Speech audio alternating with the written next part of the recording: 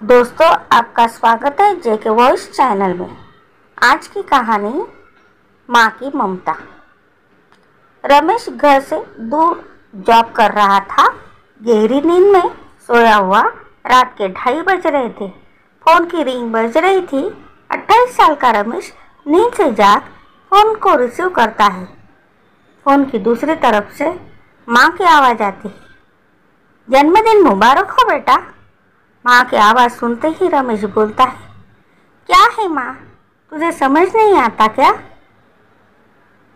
इतनी सी बात के लिए मेरी नींद खराब कर दी। यह बात तो तू मुझे सुबह भी बोल सकती थी। इतना कहकर वह फोन रख देता है। थोड़ी देर बाद फिर से फोन की रिंग बजती। रमेश फिर से फोन उठाता है और इस बार फोन पर पापा थे। पापा की आवाज़ सुनकर रमेश आराम से बात करता है। पापा, जन्मदिन की मुबारकबाद देने आपने फ़ोन किया, वो भी इतनी रात को? पापा कहते हैं, नहीं बेटा, मैंने तुम्हें तुम्हारे जन्मदिवस की बधाई देने के लिए नहीं, बल्कि ये बताने के लिए फ़ोन किया है कि तुम्हारी माँ बिल्कुल पागल है। वो इतनी पागल है, पिछले 2 महीने से मुझे हर दिन तेरा जन्मदिन याद दिलाते आ रही है। वो इतनी पागल है कि तू यहाँ नहीं है, हमसे दूर है, फिर भी उसने यहाँ पर खुद अपने हाथों से तेरे लिए तेरी पसंद का खाना बनाया। ऊपर से ये जिद कर बैठी है कि जब तक तुझे जन्मदिन की बधाई नहीं देती तब तक न खुद खाना खाएगी न मुझे खाने देगी। रमेश सब चुपचाप सुन रहा था और पापा बोलते जा रहे थे, तो अपनी माँ के पागलपन को नहीं जानता। मैं जानता हूँ, वह तो 28 साल पहले ही पागल हो गई थी, जब डॉक्टर ने उसे कहा था या तो हम बच्चे को बचा सकते हैं या आपको।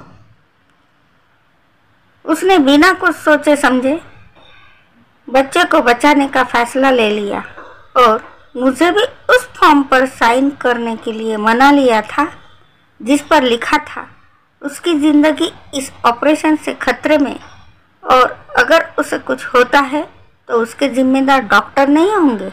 अब तू ही बता, बिना तुझे देखे जो औरत तेरे लिए मरने को तैयार हो जाए उसे हम पागल नहीं तो कहेंगे क्या? इतना कहकर पापा ने भी फ़ोन रख दिया। रमेश को पछतावा हो रहा था कि वह जो कर रहा था वो भूल नहीं, गुनाह था। अपनी गलती का एहसास उसे हो गया था। उसने माँ के साथ नहीं, भगवान के साथ गलत किया। माँ भगवान से कम नहीं होती। पश्चाताप के आंसू उसकी आंखों से बह निकले। सवेरा होते ही रमेश अपने घर की ओर रवाना हो गया। पहुँचते ही उसने पहले माँ से माफ़ी मांगी, जिसने उसे गले लगा लिया। फिर वह अपने पापा से माफ़ी मांगने लगा। पापा ने कहा, कोई बात नहीं बेटा, जा तू वापस चला जा। तेरी माँ हमेशा कहती थी कि तू उसे बुढ़ापे में संभालेगा, लेकिन मैं उसे समझा दूंगा। जैसे आज तक मैं उसे संभालते आया हूँ, वैसे ही आगे भी उसको संभालूंगा।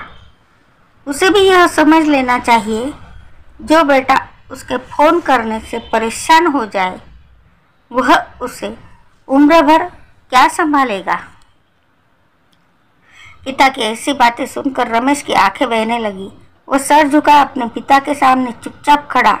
अपने बेटे को परेशान देख माँ आगे आती और पापा को कहती है, जाने दीजिए, माफ़ कर दीजिए, हमारा ही बेटा है।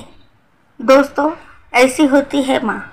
माँ की ममता का मूल ना कोई लगा पाया था, ना कोई लगा पाएगा।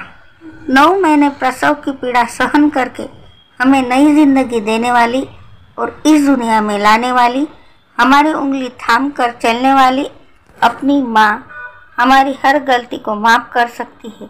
शायद इसीलिए भगवान ने माँ को बनाया है।